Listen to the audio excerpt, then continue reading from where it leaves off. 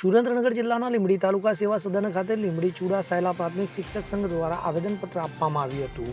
આ આવેદનપત્રમાં શિક્ષકોને સોંપેલ BLO તેમજ સુપરવાઇઝરની કામગીરી દરમિયાન પડતી મુશ્કેલીઓને લઈને નિરાકરણ લાવવાની માંગ કરવામાં આવી હતી. તો કોઈ વ્યક્તિગત કે સામાજિક પ્રસંગો દરમિયાન શિક્ષક BLOની કામગીરીમાં હાજર ન રહી શકે તેવી સ્થિતિમાં કાઢવામાં આવતા ધરપકડ વોરંટનો નિયમ પણ રદ કરવામાં આવે તેવી શિક્ષકો દ્વારા માંગ કરવામાં આવી હતી. તો વધુમાં BLOની કામગીરી અન્ય તમામ બાર કેડરના કર્મચારીઓને સમાન રીતે સોંપવામાં આવે, શિક્ષકો સાથે અપમાનજનક વર્તનથી મુક્તિ અપાવી સહિતની માંગોને લઈને રજૂઆત કરાઈ હતી અને BLOની ઓનલાઈન કામગીરી શિક્ષકોને બદલે અન્ય વિભાગના ઓપરેટર રાખી કરાવવા રજૂઆત કરવામાં આવી હતી.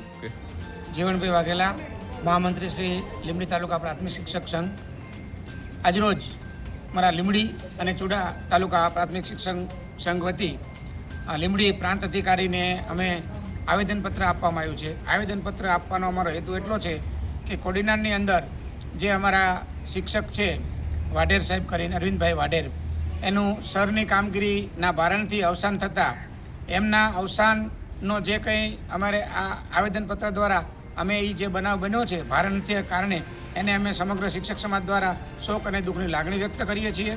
સાથે સાથે ગુજરાત અને સુરેન્દ્રનગર અને લીંબડીમાં આવા બનાવો ન બને એ માટે અમે કેટલીક માંગણીઓ દ્વારા અમારા અહીં પ્રાંત અધિકારીને રજૂઆત કરી છે. અમારી માંગણીઓ એવી છે કે શિક્ષકોને જે વધારે પડતો દરરોજનો ટાર્ગેટ આપવામાં આવે છે કામના ભારણનો એ ઓછો કરવામાં આવે અને ઓનલાઈન કામગીરી માટે અન્ય ઓપરેટરની નિમણૂક કરવામાં આવે. સાથે સાથે રાતના મોડે સુધી કોઈપણ શિક્ષક કે શિક્ષિકા ભાઈ બહેનોને અહીંયા ઓફિસે બોલાવીને કાર્ય કરવામાં ન આવે. એમના શારીરિક અને માનસિક સ્વાસ્થ્યનું ધ્યાન રાખવામાં આવે. સાથે સાથે કોઈપણ શિક્ષકની કામગીરી કદાચ કોઈ ધીમી હોય તો એના અન્ય કેડરના કર્મચારીનો સહકાર લઈ અને આ કામગીરી પૂર્ણ કરવા માટે અને શિક્ષકોના આ કાર્યનો બોજ ન પડે એ હેતુથી આજ રોજ અમે આ પ્રાંત અધિકારીની કચેરી લીંબડી ખાતે અમે આવેદનપત્ર આપેલ છે. કલ્પેશ વાઢેર સાથે CN24 ન્યૂઝ, સુરેન્દ્રનગર. હવે જુઓ દેશ દુનિયાની તમામ ખબરો તમારી આંગળીના ટેરવે.